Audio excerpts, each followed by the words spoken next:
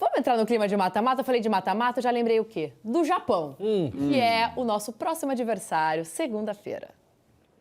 O adversário do Brasil na segunda fase da Copa do Mundo está definido: o Japão. Os japoneses terminaram em segundo no grupo com Holanda, Suécia e Tunísia. A estreia contra a Holanda foi considerada por muitos o melhor jogo da primeira rodada da Copa. Um 2-2 eletrizante em que a Holanda tomou a frente do placar duas vezes, mas o Japão se recusou a perder. Na segunda rodada, um chocolate contra a decepcionante Tunísia, 4-0, mas foi com emoção, tá? Com 1-1 no placar, na reta final do jogo, o goleiro Suzuki precisou trabalhar para evitar a derrota, mas deu tudo certo. E aí vem a pergunta: o que esperar desse Japão? Com um bom trabalho de Moriyasu, que está à frente da seleção há 8 anos, a identidade de jogo é muito clara: intensidade na marcação e velocidade na transição. Para quem não se lembra, em 2022, o Japão foi a zebra do grupo da morte, com Espanha e Alemanha. Venceu as duas campeãs do mundo de virada e passou em primeiro.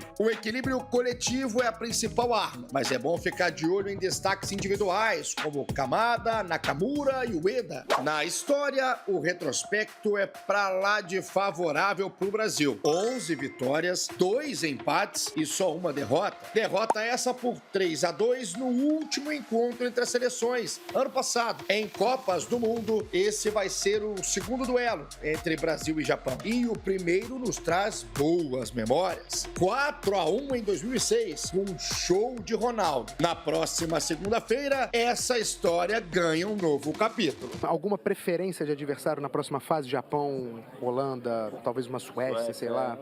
Não tem preferência. A gente fez o nosso que tinha que fazer, que era terminar em primeiro, é o nosso objetivo. Agora, quem vier pela frente, a gente vai encarar como uma final, porque é uma final, perdeu, tá fora. Então, sem preferências, é focar no nosso. Já estamos com ele, Fred Caldeira, de volta ao seu bate-local, ao seu café aguado, ovo mexido em pó. Bom dia, meu amigo, como é que você tá? Muito bom dia, gente. Estou mais feliz voltando para a casinha aqui, né? Para nossa casinha aqui na roça de Morristown. Avisando que eu estou me ouvindo. Então, o sanduíche vai poder rolar aqui. Então, se puderem tirar a minha voz do meu retorno. Cortou o cabelo, Fred? O sanduíche só no áudio, né? Porque na prática não vai ter aqui no café da manhã. Só vai ter ovo em pó, na verdade, né? Mas eu cortei o cabelo sim. Você reparou, Pedrocão? Eu reparo, eu sou um cara detalhista. Como é cortar o cabelo em Morristown ou foi em Miami, Fred Caldeira? Eu também reparo Onde muito foi? em você. Onde que foi realizado esse corte, Fred Caldeira? Eu sou uma pessoa que arrisca muito, né, assim, com barbeiro, ainda mais viajando. Então, no Rio de Janeiro, antes de viajar, eu fui em qualquer um. E agora em Miami eu fui em qualquer um também e aparentemente deu certo. Deu certo. Tá bom, aparentemente muito bom. Não tá tão complicado assim. Bom, depois a gente analisar, né, o corte de Fred Caldeira, vamos analisar o Japão? Acho importante. Japão é o nosso adversário da próxima segunda-feira. Fred, queria te ouvir. Ontem a gente estava brincando e ontem ficar secando um pouquinho o jogo, comendo um japinha. Deu certo. Japão é o nosso adversário. Tá feliz? Não tá? Quase que deu Suécia. Mas não, vai ser o Japão mesmo. Eu preferia a Suécia, como todos nós, acho, né? Todos preferíamos a Suécia do que o Japão, imagino. Mas eu também, se pudesse escolher entre Japão e Holanda, eu acho que a gente está com a menos pior opção. É que falar em preferir, falar em gostar, parece que a gente está tirando uma onda como se o Japão fosse uma presa fácil. E a gente sabe que não é. Um trabalho de 8 anos, é um trabalho muito organizado, perdeu várias peças por lesão, até mais do que a seleção brasileira. E parece que o time não sente tanto assim, até por ter uma estrutura muito organizada e por ter uma geração de jogadores muito bons, mas é um jogo em que o Brasil entra como favorito não só pela história, não é assim, vamos entrar com as 5 estrelas em campo. Eu acho que a seleção brasileira vem evoluindo a cada jogo e apresentou, sobretudo contra a Escócia, virtudes que eu acho que podem ser exploradas também contra o Japão, né? Eu já consigo imaginar como começou o jogo contra a Escócia, dando a posse de bola para a seleção japonesa, que é uma seleção muito adaptável, né? Ela pode tanto jogar com a posse quanto esperando a outra seleção e dando a bola para o Brasil de volta, mas eu acho que a seleção brasileira vai estar muito confortável em tentar criar os espaços para Vinícius e Rayan. Inclusive, acho muito provável que o Ancelotti, pela primeira vez em 16 jogos como treinador da seleção brasileira, possa repetir a escalação. Sim. E eu acho que ele vai nessa tendência. Eu também acho que vai ser pela primeira vez o mesmo time. E a gente fala muito sobre, a gente enfrentou o Japão no ano passado, naquele amistoso, perdemos para o Japão de virada. Isso aqui é legal a gente lembrar que era um time totalmente diferente, cara. Eu separei aqui a nossa defesa. Na pedra. PH, Fabrício Bruno, Beraldo, Caio Augusto e o goleiro era o Hugo Souza, cara. Então, assim... E tivemos falhas Carlos individuais Augusto, nesse jogo, né? De jogadores que não estão na seleção brasileira mais. De fato, o Fred trouxe muito bem. O Japão ele teve desfalques importantes antes e durante a Copa do Mundo. Minamino, Endo, o próprio Takefusa Kubo, que sempre foi tido como um cara muito talentoso dessa seleção, mas continua tendo um time muito bem organizado. É impressionante como... O Mitoma também, né? Mitoma também. E o Itakura é dúvida também. Exato, saiu ontem com a lesão. Mas o que eu vejo dessa seleção do Japão, e que talvez o Brasil possa explorar com muita tranquilidade, que talvez também seja uma das melhores armas que a gente tem, é essa pressão na saída de bola. É um Japão que não apela tanto para bolas longas, que faz transições muito rápidas pela qualidade dos seus jogadores. O gesto técnico, olha só, essa bola foi roubada ali na entrada da área do Japão. Então, quando a gente vê o Vinícius Júnior, o Rayan, todo mundo subindo pressão de forma decente, como a gente já vê vários gols do Brasil sendo gerados por ações defensivas, a nossa grande arma contra o Japão, além da qualidade que a gente tem, até ouvi o Luizinho falando disso ontem, existe um time que entra sabendo que tem que ganhar e outro time que vai entrar sabendo que tem que não perder. É mais ou menos isso que vai acontecer em Brasil e Japão. Eu acho que a gente tem que não só colocar nossa superioridade em campo, pela qualidade, pela história que a gente tem, mas também explorar esse ponto fraco do Japão, que não aposta tanto na bola longa por não ter jogadores tão fisicamente viáveis para poder fazer isso. Então, é isso, cara. Como eu iniciei o programa, para mim é questão de obrigação. Pois é, e assim, várias estratégias que podem ser utilizadas, Ju Cabral, num jogo desse, por exemplo, no jogo aéreo. Temos homens muito bons no jogo aéreo, né? Gabriel Magalhães é um cara que fez essa última temporada pelo jogo aéreo e que a gente pode aproveitar contra uma seleção como essa, que não é tão alta. Então, assim, esse jogo aéreo a gente ainda não usou muito na nossa seleção. Eu acho assim, acho que são várias alternativas, né? A gente não pode se agarrar em uma única coisa, né? O Fred, por exemplo, falava do Japão. O Fred não, acho que no VT, né, do Igor Rodrigues. Não é uma seleção que faz uma coisa só. E a nossa seleção também não é uma seleção que faz uma coisa só. E nem é o que o Ancelotti quer também, né? É isso, eu acho que tem pontos fortes, como destacou muito bem o Pedrocão. A questão dessa pressão, eu acho que é um ponto muito positivo da nossa seleção quando ela está bem equilibrada, quando ela está bem encaixada, quando ela está bem definida quem encaixa em quem, para não ter desequilíbrio, como a gente viu muito, por exemplo, e nem conseguimos fazer contra a seleção de Marrocos, mas é uma questão. É uma seleção que contra a Escócia, na minha visão, teve muita mobilidade, e isso acaba desequilibrando, porque aqueles jogadores que normalmente caem no seu setor, eles acabam atraindo, gerando uma situação de que não está mais aqui e gera uma situação de desequilíbrio na defesa. Então, eu acho que é outra questão. É uma seleção que consegue fazer um contra-ataque muito bom. A nossa seleção também faz e tem peças muito mais positivas para fazer essa questão, e o 1 contra 1, que eu acho que nós temos uma qualidade gigantesca nisso. Então, é claro que quando a gente olha para o adversário, a gente tende sempre a olhar o que se tem de melhor, né? Mas a gente esquece muito da gente. Eu nunca vou me esquecer de um jogo nas Olimpíadas de 2004, e eu gosto de trazer muito a minha experiência, porque eu acho que a gente aqui de fora, a gente olha para o jogo sempre pensando na camisa que é mais gigante, e nós somos diante do Japão. Mas lá dentro, isso às vezes não faz muita diferença. Isso às vezes é uma motivação gigantesca, né? E o Japão acho que chega para esse duelo muito mais motivado. Mas o René, por exemplo, na nossa época, ele gostava muito mais de ressaltar os pontos positivos do que ficar só ressaltando. Não, porque a seleção japonesa faz isso daqui. Não, porque a seleção japonesa faz isso daqui muito bem. Mas, e eu faço o quê? No que eu sou bom? Né? Então, eu acho que a gente não pode esquecer jamais das nossas qualidades. E eu acho que a gente tem muitas qualidades, a gente tem crescido ao longo dessa Copa do Mundo. Eu acho que, para mim, o que mais pega é a questão do tempo de trabalho. Né? E a gente tem visto um Ancelotti que mexe, e uma seleção que é extremamente organizada. Então, acho que isso, às vezes, pode pegar. Mas eu acho que nós temos grandes qualidades e podemos passar para o Japão, podemos passar pela Holanda, como pode acontecer de não fazer um bom jogo e o Japão, em uma outra oportunidade, conseguir. Vale lembrar que a gente vai enfrentar uma linha de 5. Né? O Japão se fecha em linha de 5. Então, 3 zagueiros. O contexto do jogo, a hora que a bola rola, ele pode desenrolar de várias formas. Eu tô com a Ju, mas assim, você coloca Agora, em vexame pra você mesmo, Fred. É vexame não passar do Japão? Vexame é uma palavra muito forte, né? O vexame, para mim, é muito mais no como do que no que. É claro que, assim, quando o Pedrosa fala de obrigação, eu tô nessa linha também, tá? A seleção brasileira, ela tem um favoritismo muito alto, por melhor que seja a seleção japonesa. Cara, numa fase de 16avos, depois de pegar a confiança que a gente pegou contra a Escócia, eu acho esse ponto crucial.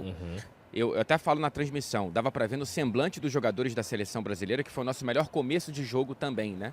Foi melhor do que o começo de jogo contra o Haiti, inclusive, a partida contra a Escócia. Quando o jogador pega a confiança, quando o jogador acredita mais no que ele está fazendo, quando ele vê que o que ele está fazendo está dando certo, e a Ju vai poder falar sobre isso muito melhor do que qualquer um aqui, eu acho que isso tem um impacto muito positivo no próprio jogo e não só naquele jogo, para a sequência do trabalho. Eu acho que a seleção chega maior, sem nenhuma dúvida, a seleção brasileira ela chega maior no mata-mata do que chegou na Copa. Fato. Para mim isso está muito claro. Ela melhora, ela chega maior de fato. Agora, tem um ponto que eu acho que tem que melhorar, que você até puxou, Aninha, que é a bola parada. Não é possível que a seleção brasileira não consiga melhorar os lances de escanteio, sobretudo. Assim, não é possível. A gente viu Portugal. Portugal trouxe o treinador de bolas paradas do Aston Villa e contra o Uzbequistão o jogo foi simplificado pelo bom jogo da seleção portuguesa com a bola rolando, mas também com a bola parada. Sim. Porque a seleção brasileira não consegue um lance de perigo com Gabriel Magalhães, com Casemiro, que foi o artilheiro das bolas paradas do Manchester United, com o Marquinhos. Então, se tem um ponto para eu implicar na seleção brasileira nesse momento, é esse. E pode ser decisivo no mata-mata, inclusive contra o Japão. Porque os escanteios da seleção brasileira são tão frágeis. Até defensivamente porque... não, falando ofensivamente. Nos amistosos teve, né? Até porque esse é o típico jogo que o principal, a característica principal que a gente imagina e projeta é o Brasil tendo a responsabilidade, a posse com o favoritismo, dominando, e às vezes a bola parada pode ser aquele gol que destrava as coisas. Porque o primeiro gol é o que condiciona muito o que vai ser a partida. E o Brasil vai ter essa responsabilidade de ser o dono do jogo. Uma bola parada pode destravar completamente a situação. Por isso que eu trouxe esse tema, porque é também o perfil do Japão, né? Não é uma seleção tão alta, uma seleção tão forte, Exatamente. por exemplo, como uma Noruega, se a gente enfrentasse a Noruega, ou a própria Holanda. Então é um ponto que a gente tem que melhorar mesmo nessa seleção brasileira, a nossa bola parada ofensiva. O Japão fez gol na Holanda de cabeça. Sim, O gol de uma zaga empate do altíssima. Japão foi justamente na Holanda, ponto. que, entre aspas, tem isso como característica forte. A bola parada ofensiva da Holanda é muito forte, mas defensiva sofreu, por exemplo, ontem contra a Tunísia. Tomou gol de cabeça contra a Tunísia. E aí, quando a gente fala do preparador de bolas paradas que o Fred trouxe muito bem, o Alsh McPhee, todas as bolas paradas de Portugal eram trabalhadas. Até de um Cristiano Ronaldo saindo da posição de batedor, se fingindo de morto, e o Bruno Fernandes cavando para ele poder aparecer na frente. Quando você tem uma arma como essa tão forte, é fato, você está mais próximo das vitórias do que seu adversário. A Noruega também faz esse trabalho muito bem feito. Muito bem pau de feito. escanteio, todo mundo concentrado. É uma seleção muito alta também. Um dos times mais altos Falo da deles Copa do porque Mundo. podem estar no caminho da seleção brasileira no horizonte. Né? Vamos Só pra esperar o jogo de hoje de uma coisa França de e cada Noruega. vez. Aliás, jogaço. Só para ilustrar a diferença das seleções, para além da tradição do que a gente já sabe, o Brasil pentacampeão, jogou todas as Copas. O Japão, a melhor campanha foi várias vezes, inclusive na última Copa, chegar às oitavas, quebrando um grupo com uma grande zebra contra gigantes. Esse número que está na tela para vocês é do Transfer Room, que é uma plataforma usada pelos clubes para fazer negociações, e fizeram essa medição de valor de mercado do elenco da seleção brasileira e do elenco do Japão, uma diferença de 649 milhões de euros. 941 milhões de euros avaliado o elenco da seleção brasileira e 292 do Japão. Então essa é a dimensão da ordem de grandezas, é mais um dado para ilustrar a obrigação que o Pedrosa estava falando e o Fred também comentando a respeito do panorama do confronto. E é obrigação, gente, desculpa, assim, não dá, né, cara, se a gente quer ser hexa, eu acho que tô muito com o Fred, cara, a gente ganhou uma confiança tão grande. O ponto de virada foi a vitória contra a Escócia. Contra o Haiti, a gente sabia que era obrigação, até golear, a gente esperava uma goleada até maior do que 3-0 em cima do Haiti, mas depois do que foi o jogo contra Marrocos, tudo bem, né? O 3-0 já deu aquele gás. Mas o jogo da Escócia, cara, foi o jogo da virada. Então a gente chega muito diferente para esse jogo contra o Japão. Eu até queria ouvir a Ju e o Fred também, e a gente comentou isso aqui ontem. Existem vitórias que são de 3-0 e existem vitórias de 3-0 quando você encontra o seu jeito de jogar. Exatamente. O que me parece é que a seleção brasileira encontrou o seu jeito de jogar, que é o losango, que a gente brincou ontem aqui, que são esses dois atacantes que rasgam o espaço o tempo inteiro, é um Douglas Santos que consegue dar amplitude, é uma zaga muito mais confiante para sair com a bola, o jogo do Gabriel Magalhães foi o melhor que ele fez na Copa do Mundo, enfim, espaço aberto aqui. Eu queria ouvir da Ju até, que estava não só na transmissão, mas não estava aqui ontem. Você concorda com essa coisa de o Brasil encontrou o seu jeito de jogar na Copa do Mundo? Eu acho que o Brasil já tinha essa questão do Matheus Cunha, né? Sim. Que agora ele consegue aliar o terceiro homem no meio de campo com o Matheus Cunha. E se a gente reparar, muitas seleções têm tentado colocar 4 homens por dentro, porque muitas vezes você tem ali uma formação no 4-4-2 defensivo, né? Então você vê muitas seleções tentando desequilibrar dessa forma, ou para dar espaço para quem joga no entre linhas, ou para dar espaço quem tem muita qualidade para construir de trás com os 2 volantes, né? Então, sem dúvida, acho que é uma seleção que encontrou a formação com a lesão do Rafinha, que volto a dizer, né? Eu acho que contra o Egito, se não me falha a memória, que eu tenho citado muito, acho que o Brasil encontra, e a dupla Rafinha e Vini Júnior pelo lado esquerdo deu muito certo. Mas acho que ter Paquetá e Bruno Guimarães, que são características diferentes, né? Paquetá com Rafinha, característica diferente, enfim, encontrar e colocar o Ryan no lugar do Rafinha pelo lado direito, que também é outra característica. Então, acho que mais do que as características, eu acho que o sistema, né? As funções que esses jogadores ocupam e que podem ter características diferentes, não sei se eu estou me fazendo entender na fala, mas eu acho que isso o Ancelotti encontrou. E mais do que isso, assim, às vezes a gente... Algumas pessoas, né? Eu sempre sou muito contra, mas algumas pessoas chegaram até a questionar algumas coisas do Ancelotti, né? Mas como ele foi capaz de montar essa seleção em tão pouco tempo e fazer essas variações acontecerem de forma muito organizada. Sim. Então, acho que o que mais me chama a atenção e o que mais me dá segurança é que a gente teve um técnico num ciclo curto, mas um técnico que foi muito capaz em dar muitas variações para essa seleção, e essa seleção sempre de forma organizada conseguir colocar em campo. Então, eu acho que, concordo com o Fred, assim, acho que a seleção chega muito mais confiante para o mata do que chegou para a Copa do Mundo, diante desse crescimento e dessa visão, manipulação que tem o Ancelotti na seleção. Só para aproveitar a presença do Fred e a experiência europeia do nosso inglês Lorde aqui do Geral Casé TV, o Ryan chega no Bournemouth e atropela como a gente viu ele atropelar aqui no Vasco. E vai para a seleção e atropela, sendo talvez uma surpresa para algumas pessoas, a escolha dele de titular, e ele entrega o que se esperava como titular numa Copa do Mundo com 19 anos, é um dos caçulas do elenco junto com o Endrick. Foi um dos melhores em campo, as ações com bola, passe certo, desarme, recomposição defensiva, toma conta, e todo mundo aqui está de acordo que deve ser o mesmo time para o jogo da sequência.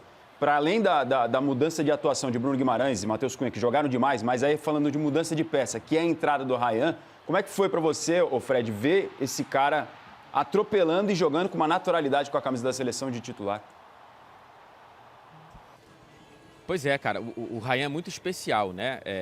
O Pedrosa sabe muito bem, desde a base do Vasco. Sim. E depois como profissional. Infelizmente, eu também sei muito bem como o Ryan foi no Vasco. Eu ia brincar, eu ia falar, o Fred já sofreu.